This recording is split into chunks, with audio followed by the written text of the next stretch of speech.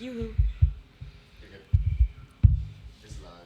Hey guys, this is Daniel Calabrese from Pump Fitness. This podcast is brought to you and sponsored by Advanced Molecular Labs, and the product of the day is Thermo Heat Protein.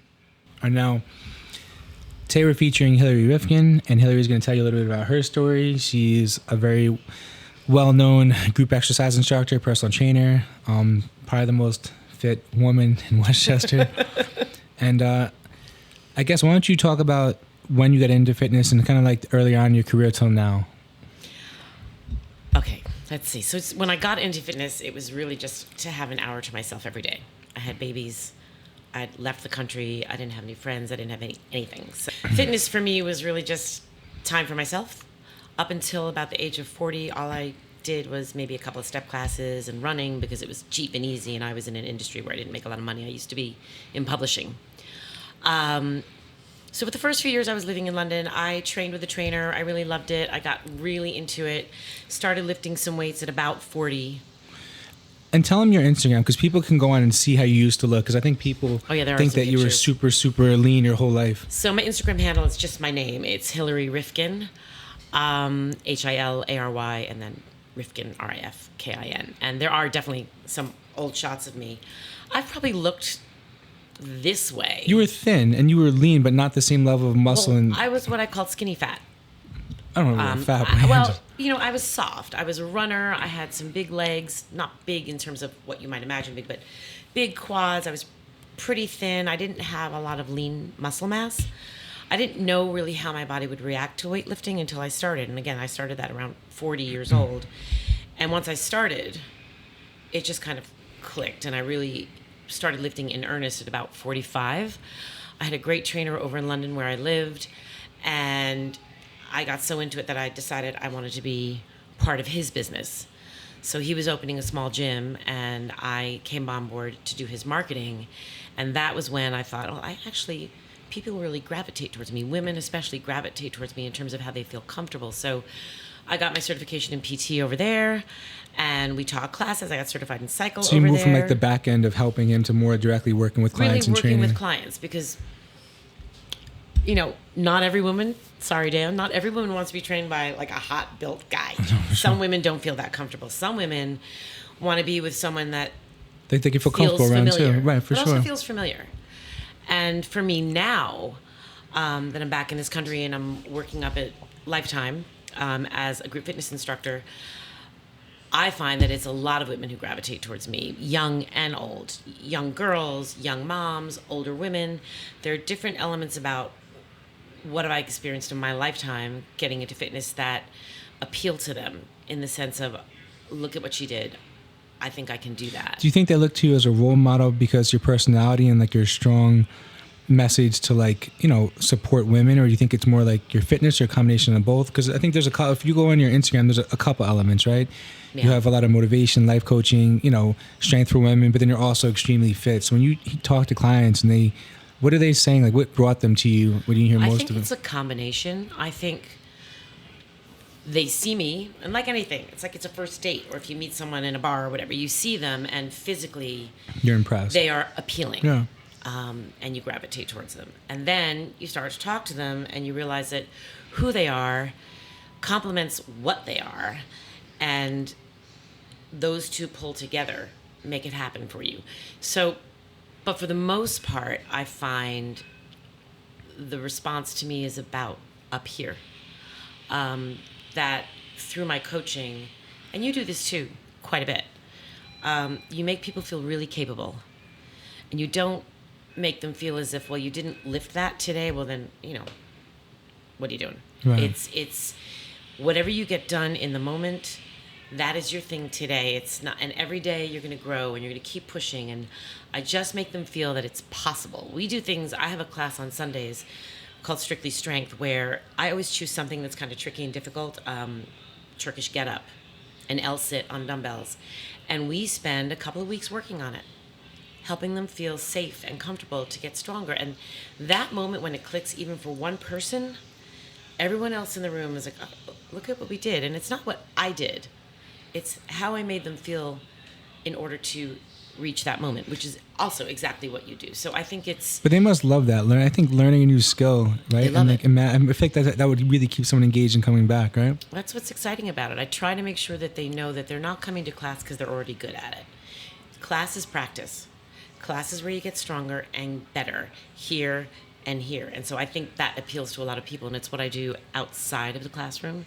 So any private clients, although most of my private clients are mindset life coaching clients. As far as, where were you before Lifetime, where you had such a big name, where Lifetime wanted you? Because you have a big name in group fitness and cycling, and people know you from that. All over the place. I didn't really know what I wanted to do when I came back from London. I had some private clients, and then I worked at a tiny little cycling studio in Ardsley. And then I worked for a startup called Ghost Ride, which was an elliptical, a Kaiser elliptical, which was amazing. I loved it. Best shape of my life. So it was an elliptical, but you were on a flywheel. So imagine you're on a flywheel for a bicycle. So you are powering it, and there are gears, but you're also using your arms. And I was there for about 1.5 years, and then they shut down and they relaunched somewhere else. And I was there. I think it was just, I kind of inserted myself in people's lives. So even if I was going to a soul cycle class, I inserted myself in the sense of I made them feel my energy, and I made them feel my presence without being loud. So I was kind of all over. I wasn't, and I think Lifetime approached me right after Ghost Ride, which was the elliptical thing, shut down, and a woman at Lifetime heard that I was free. What year was that? 2018. So I've been there since then, straight through the pandemic and everything else. And it was during the pandemic that I ended up working towards the life coaching element, because I realized that so much of what I was doing on Zoom during the pandemic, I was teaching 9 classes. So much of it was not what we were doing when we were working out, but the 15 minutes after, where we just talked. And this was during the pandemic, when we were in quarantine, and people really needed, I think, motivation and mental support at that time. So it kind of went. I'm sure. And they needed a reason to show up for themselves, and that for me was the more important thing in that moment. Was giving them a reason and making them feel like they had a community, and that's a big part of what I love to do. How do you approach your life coaching clients now? Is there a strategy? Do you try to, let's say, talk to them and analyze their psychology? How would you? Well, you have to remember, life coaching isn't therapy. So if I have someone who I get a sense of their blocks are huge, and they need a therapist, I don't take them on board. I send them on their way, because life coaching is finite. It's usually about a 6-week process. If someone wants to take on more, then they take on more. But we do a discovery session, which is free, and it's just I ask questions and I try to bring them out, find out what it is they think they need to work on. And if through that discovery session we both feel good with each other and we feel like we can get somewhere, it could be the simplest thing. I have a job, I am unhappy in my job, not only monetarily, but I feel no joy, I feel no purpose. How do I leave that and move on? It can be and it should be as simple as that. Are most clients that seek life coaching, would you say, is it a career change? Is it unhappiness and something? What do you think most clients are searching for? I work with, it's a lot of women, and most of the women I work with is feeling like they don't have a purpose. A lot of them are young moms. Or they are kind of where I am. Although I have my purpose, I found it, but I'm 58 years old, 59 years old, and there are a lot of women who their kids have left, they're off to school, or they're trying to rediscover themselves. I've just given 20 years of my life to something else, and now where's me? I don't even know where I am. So do you think, life coaching, would you say, is more like if someone had deep-seated trauma or emotional issues, that's more like a therapeutic issue, but life coaching is more like fine-tuning or kind of tweaking certain aspects of their life? You have a goal. You have a desire. It could be, and I don't actually deal in relationship life coaching, so there are people who do that. Mine is more about finding the confidence. So it's almost like I'm a confidence coach or a mindset coach to take the steps you need to take in order to get where you want to go. And that can be, it can be in a relationship, but I try not to go there. Sometimes I do, but it's family matters, it's work matters, it's career, it's relationships with your children, it's even just how you feel about yourself, levels of anxiety, and how to reduce that. And do you find after 6 weeks people are more happy, more confident, more capable? Yeah. That's cool. So that people can Because make they it. get homework. We do an hour session a week, and they have work to do. Because by the end of that hour, we've sort of pinpointed some element of some sort, and they have that homework, and they work on it. And the next week, we come back to that. So I think for most people, once they have an idea what they want, it's easier to achieve. I feel like discovering what they want is harder. So I feel like doing that discovery session, just helping people figure out what they want, is like half the battle, and then giving them a structured plan to get there, right? It's kind of like the other And half. I don't give it; they come to it Right. by the questions that I ask and the conversations that we have. And it's never, I think you should. It's, what do you think? That's cool. You know, So and in 6 weeks, someone can make a really big change in their mental state, emotional state, the way they approach life. They really can. And that's good to know, because if someone's watched this, it's in a really bad spot. It's not that much time to invest to completely change their outlook on something. It really isn't. I mean, it may be that it's a baby goal, it's a small step, and I like to think of them as small goals. It's Yeah. easier that way instead of having this big thing looming in the future. It's so hard. It just weighs you down. You take those baby steps. You have 7 little goals that get you to that big step. For sure. And I think a lot of people watch this are going to want to know really like your fitness, right? Like, how do you do cardio? How do you approach lifting, your weight, your reps? I think people want to know the details about your training. Like, everybody's going to say, Hilary's so lean. How does she stay like that? She must eat no carbs. You eat tons of carbs. How much cardio? I mean, you do also teach group exercise. You are more active than the average person, which Yeah. means you could get away with consuming more calories, right? So, I mean, let's break it down on first, like, I guess explain maybe your level of activity in terms of teaching. Like, how active, how many hours a week are you doing something active in terms of teaching? Well, on any given week, if I take away the classes where they're just on the treadmills and I'm just coaching, which is Right. kind of like a Barry's boot camp, the classes where I'm super active, it's about 15 Hours? classes. So let's call it 14 hours, because Is it that many? it can be. Wow. Some weeks I'm teaching 20. Maybe 13 hours of activity. So So like maybe, so almost like 2 hours a day, yeah, right? yeah. And I'm assuming you don't do cardio on top of that. I do not. Right. So I have 3 cycle classes where that's my cardio for the most part, but also those group fitness classes. You know, if Yeah. you're doing 60 shoulder presses at a higher clip with less weight, that's going to And are you doing like that with them cardio. a lot? I do about some classes. I only do about 50% of the work. I'm really coaching. Classes where it's quiet, you feel compelled to do more. Yeah. If you have 45 people in the room, you're really moving around and watching. You have 6 people in the room, to get the energy up, you really Yeah. kind of keep moving. Then we have live stream classes where there are people at home doing them, and you've got to do everything. To motivate them. And you It's- can be pretty gutted at the end of that. So you're assuming almost 2 hours a day of activity that's by your job, right? Not by, you know, Training with you. right. So you have 2 hours a day of, your active work, which is, teaching classes, stuff like that. And then how many days a week are you lifting or doing weight training? At the moment now, at about 4 days a week. I was doing 6, and it's just too much. Yeah. It's just not. It became purposeless, and nothing felt good. And not only nothing was growing or changing, I was inflamed all the time, and my legs ached all the time. It would take me 20 minutes to stand up out of bed. So now I'm down to about 4 days a week, and on the days, or rather the weeks. So 2 weeks ago, I taught 20 classes, coached 20 classes. I taught the 20 classes that week. I actually just trained 3 days. And I trained on the days where it was lighter classes. And I kept the weight pretty light and the reps pretty high, because I just didn't want to stress out my joints more than they already had been by doing burpees and squat jumps and this and that. So I am very mindful of how my body feels. And if I feel lousy on a day that I'm meant to be training, I won't train. 2 things come to mind. If you weren't teaching that many classes, what would be your optimum amount of time you'd want to lift and do cardio on your own? So assuming you didn't have any extra cardio through teaching, how would you break that down? If I weren't teaching that many classes, let's say when I first started at Lifetime, I was only teaching about 4 classes. I was training 6 days a week at that point. And then what were you doing for cardio? I was on Soul Cycle every day. But that was for here. For sure. It wasn't really for my body.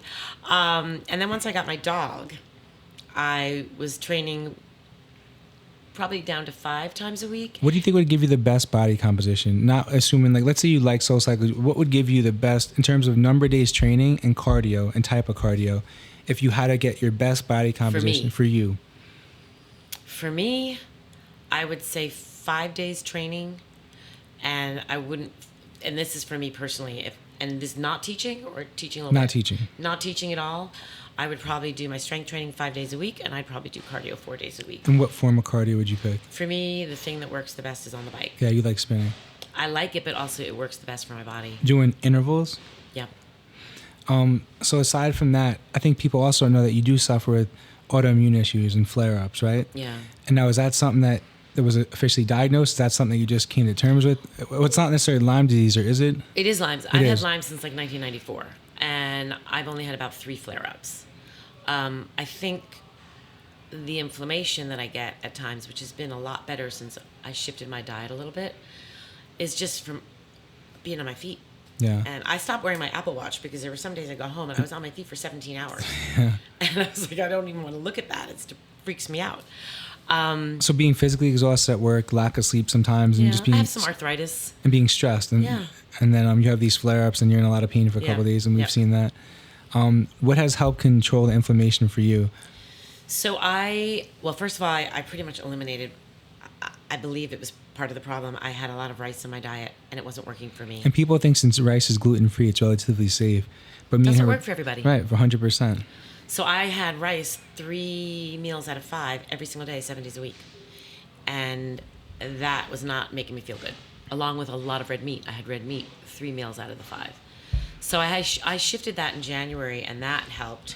I've also, the supplements that I'm taking help a lot. So I have magnesium every night and every morning in a supplement. It's a powder called Calm. Vitality produces it. I love it. Ziflamed has been very helpful. What's that? Ziflamed is an anti-inflammatory. It's a pill. Okay. And I've just recently been talking to both my nutritionist, dietitian, and a hormone specialist just about other things I might be able to do. There's been a recommendation for progesterone, for estrogen, for So TRT. to be clear, you're not on... You're how old right now? I'm 58. I'll be 59 in a month. And you haven't tried hormones yet? No. So this is a new conversation now at this point in your life where you're seeing if hormones are low enough and debating if it'd be worth it to get on hormones. It's a new conversation that isn't necessarily even about my hormones being too low. It is a conversation about optimizing who I am. So I'm postmenopausal. I have been for 3 years out of menopause, and all of my hormone levels are great. Right. For a postmenopausal woman. But to optimize it, you want it a little bit better. I don't live like a postmenopausal. Right. Generally speaking, there are a lot of women out there that don't.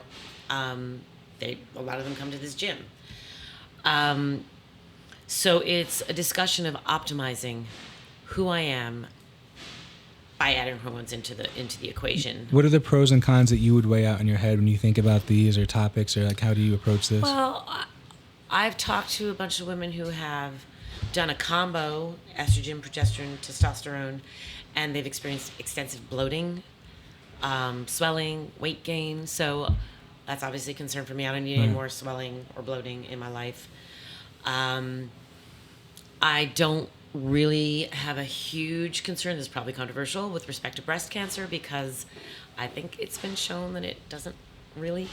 Yeah, I think there's a genetic component if you don't have that genetic component. And I think, again, there's so many different types of estrogen. If you work with the right doctor, the type of estrogen that they give you and the form they give you makes a difference in bloating or holding water. So if you work with the right doctor, hopefully they understand that. And then there's also the stigma. Right. So you and I have talked about this. People probably look at me and already think I take stuff. Correct. Because I maintain leanness that a lot of people don't. But Correct. I'm a little bit of a genetic freak that way. So there is the stigma, and that, I shouldn't worry about that. Do you feel like it's cheating now? Do you feel like that's a perception? Because you already achieved this physique now. So regardless, you've achieved a natural physique now. Well, no. If I were to go on some sort of hormone therapy, whatever it were, estrogen, progesterone, testosterone, I would not think it was cheating. I would think it's like the main reason for doing it for me would be taking care of my joints, perhaps helping with the inflammation, helping with the arthritis, helping with my energy levels. I have been told by several women that adding progesterone into their lives has helped them with their sleep, and my sleep is lousy. For sure. I don't get more than 5 hours max a night, and that is not good for muscle gain. So no, I wouldn't think of it as cheating at all. I would think about optimizing. What about people who take hormones and lie about it? What's your view on that? And granted, listen, it's hard. It's their business. It's their business. People are going to perceive it a certain way, for sure. I don't, first of all, I would, as a life coach, I would say, well, let's get at the root of why you feel you have to lie about it. Right. But as a human being on the outside, it's their business. Do you think so many people follow you because you're so open and like honest about? I mean, even when you watch your posts, right? You don't always post being in a good mood every day. You'll post ups and downs. You'll post, hey, I have loose skin here. I think that honesty and vulnerability is why people connect to you. You don't always make it seem like everything's sunny all the time. No, you have to. I think so too. You have to. It's, otherwise it's a false. You're filtering your soul. Right. And the way that you can use a filter. Why would you do that? And I think that is a very big reason why people gravitate. For sure. Not just to my account, but to me. I'm pretty real about stuff, and even in my, they don't endorse this very much, but I had a very difficult situation with my daughter when she was studying abroad in the spring, and she had messaged me while I was in the middle of a class, and it popped up, and it was a photo, and she'd had an injury from a bite from a toxic bug, and I made it through the class, but as soon as we were done with the class, especially when your endorphins are high from cycle, I burst into tears. And I just asked a member to come on up. I was like, Gary, could you please lead the stretch? I need a moment. And that humanity, I think, is really important. We're all really close. We're all really tight. We've been through a lot. For sure. And while I don't think they would endorse you bursting into tears in a classroom, they are very supportive of being real. I think there's also a time and place. Again, you're not, crying over a small issue. It's a big issue, right? Yeah, I think it's, it's not like you're overly a dramatic person. I think no, I'm not. Certain emotions are fitting for the circumstance. And I think it is important to not, there are too many, and I keep going back to women. I do have men who follow me, and I have a lot of men who come to class, and I've worked with them in terms of their mindset and everything else. And I've had a few male clients, but I do think that there are a lot of women who would rather see me that way and be like, all right, so I'm not crazy that I feel this way. 100%. And I think that's important. And now, I think this is the biggest question everybody's going to have is, what do you eat in a day? But honestly, I really think this is like people watching this, because so many people are watching this and they're like, is Hillary on drugs? Is Hillary do cardio? Is Hillary never eat carbs? I think this is going to really, help people really understand. And again, what you eat in a day is based upon, we just talked about 2 hours of activity forced through teaching, right? Not for her own free will, it's her job. And then she's also training on top of that. So in a given day, what do you eat? Do you have cheat meals? What do you have for cheat meals? Yeah, so... And you actually eat a ton. I do eat a lot. Yeah. So on a good day where I don't mess it up and I've missed a meal or whatever else, on a really good day, I'll start with, I love my rice and grinds. I sometimes have oats if I run out. And what time is this? Maybe specify the times for people and explain why you're doing this at certain 3 times. 3 days a week, that is at 4:30 in the morning, because I'm teaching a 5:45 a.m. class. And generally, those days that I teach the 5:45 a.m. class, I have a break after that, and I'll train at 7. So I'll eat that. I'll have rice and grinds, and I'll usually put either protein powder into it or egg whites, raw egg whites into it, so I get my protein with some berries. I was putting nut butter into it to get some fats, but nut butter doesn't always sit right with me, so I've kind of been skipping Sometimes it can be heavy, right? A little bit. Yeah. And when she says, what you mean the pasteurized egg whites in a carton? Yes. Yes. And if I don't have the nut butter, I might have a whole egg to have some to get fat the fat. And I'll have that 3 days a week. About, again, 4:30 in the morning. I teach a class, and then I go train right away because I've still got that energy in my What time system. is the first class that you teach?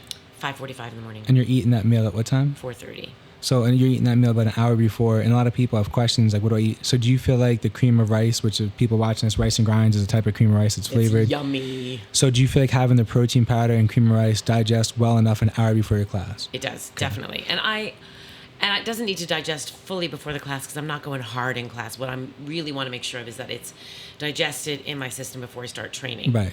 But I'm also a big believer that it's what you ate the day before that's going to impact your training. So I could train fasted, certain things, not legs, not back. I could train arms fasted if need be, but I don't like to. So immediately after I train, what I like to do, and that's on a good day, I didn't get to do it today, but on a really good day, I'm going to have more egg whites, about a cup of egg whites, 1 whole egg, 2 pieces of toast, and about 40 grams of avocado.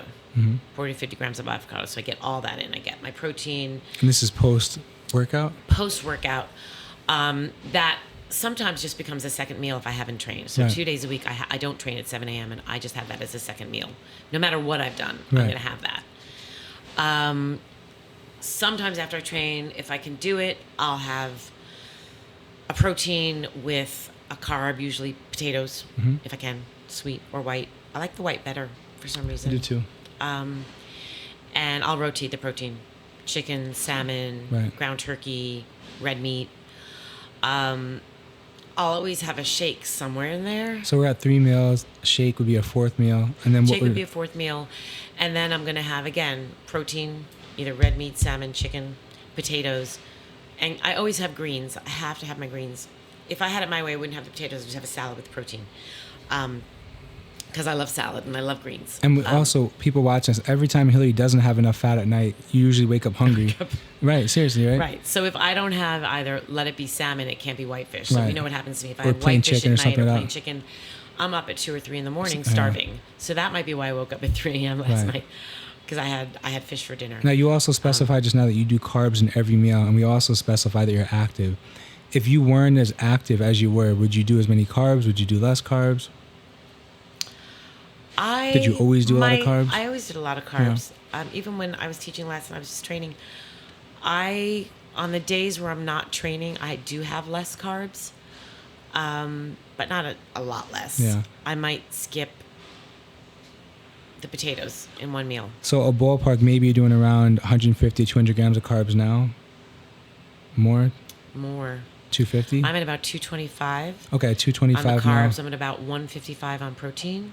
And 60 on fat, 70 on fat? 55 to 60 on fat. And if it was a day that maybe a lighter day, then maybe instead of 225, you'd be at what, like 180? 175, 175? yeah. Okay.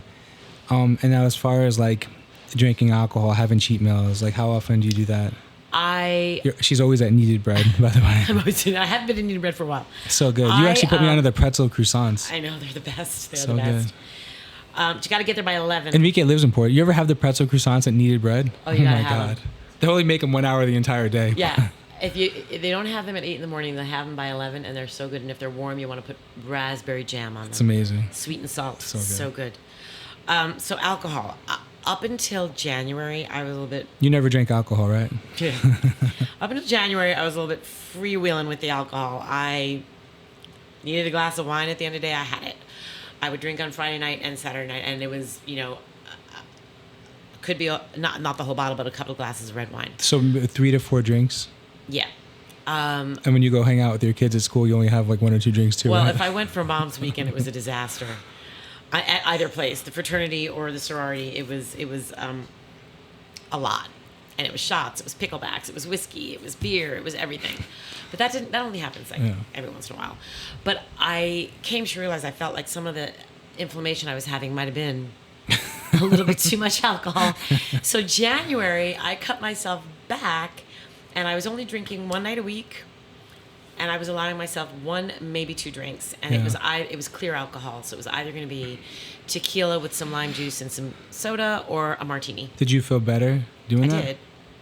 I did feel better. There are occasions where I'm like, that's not what's happening. I went out to the beach with Kristen a couple of weeks ago, and we polished off a lot of wine, and it was fine. Yeah.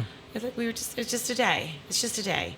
As far as cheat meals go, I will never give up my pizza on a Sunday night. Let's go over this too. Hillary also cooks a ton of her own food. I love to cook. So I think even when she has meals, you cook a lot of your own food, right? I cook all of my own food, and it's one of those things. And there's another woman that I follow who's an amazing trainer, Roxy Jones. She's so great. She's an unbelievable cook.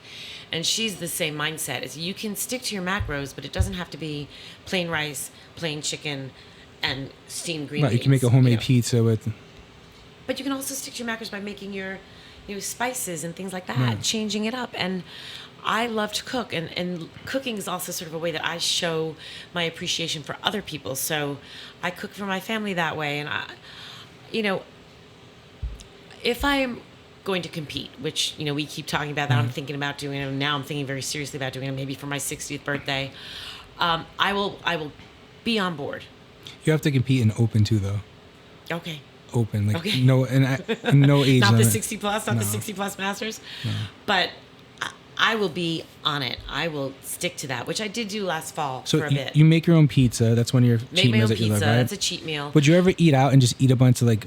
Would you ever have fast food, McDonald's, Wendy's, stuff like that? I hate that stuff. I won't do it. So would you ever have pizza out Yeah. on occasion? I'll go to Fortino. I love their Yeah, pizza. I do too. I love their pizza. But that's also a very clean type yeah. of pizza too. And there's a place in Old Greenwich called Ray Napoli. Same kind of thing. I would definitely do that. What other? If you were eating out, what other foods would you do? You ever eat Italian food out? I eat Italian food out. Pasta, stuff like that? I love pasta. I get pasta from this place Pasticcio, and I make that at home too. I'll eat pasta. I'll eat if a place has really good bread. I'll eat it. There's a salad at Harvest. Same guy who owns. Was it South Bay? South Bay? Yeah. That is a risotto rice cake or a risotto cake with Brussels sprouts and tons of Parmesan cheese, and I'll do that. Do you ever eat candy, sugar, I ice don't cream? like candy. I love ice cream. I'll eat ice cream. I'll eat gelato. You- I'm a do you eat donut i- freak. Do you I'll eat eat ice cream donuts. every weekend? Do you have something sweet every weekend? No, Okay. I don't, because I would hoover down a bag of salt and vinegar potato chips before I eat a donut. So salty. I'm a and salty person.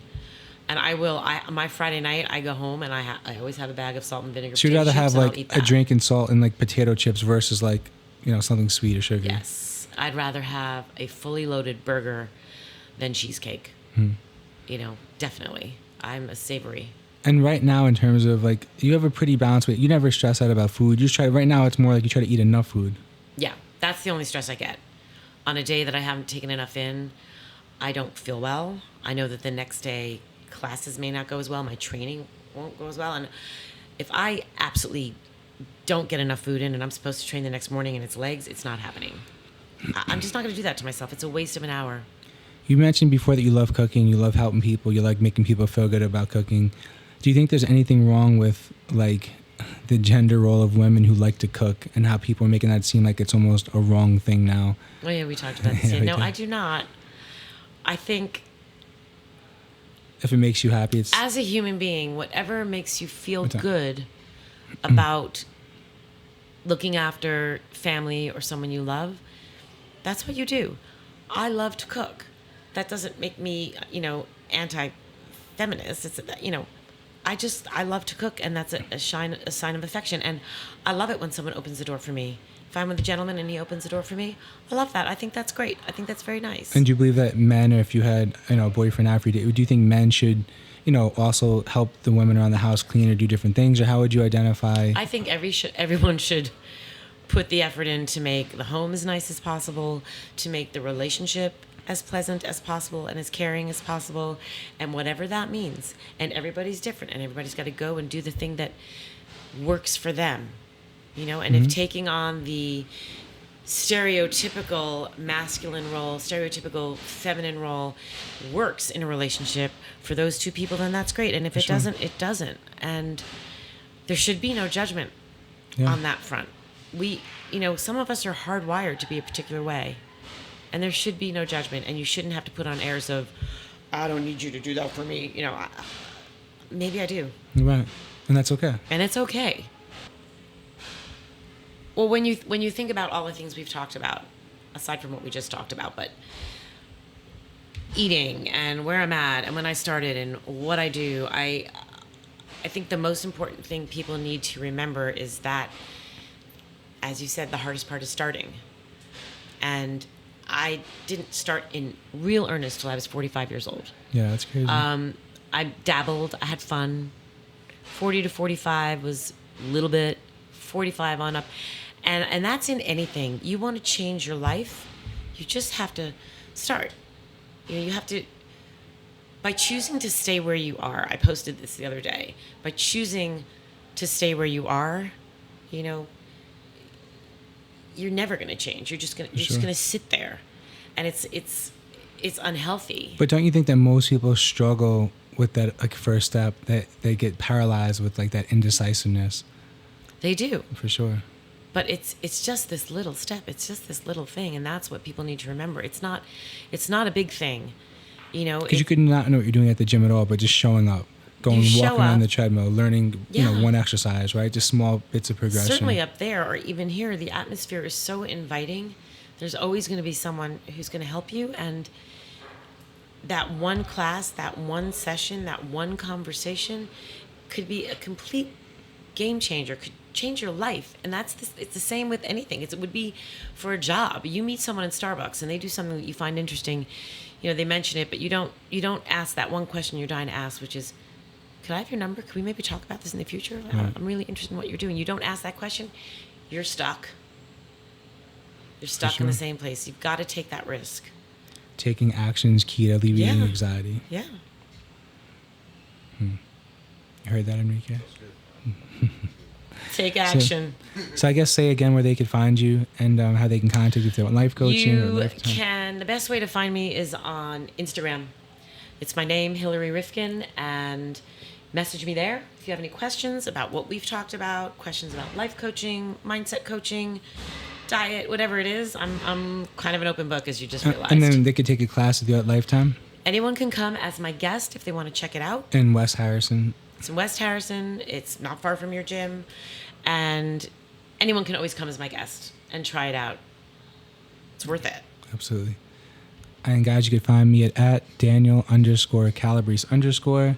And again, thank you for our sponsor, AML, for letting this podcast be possible. Check them out. They have the best supplements, all backed by science. We hope you guys enjoyed this episode. Thank you.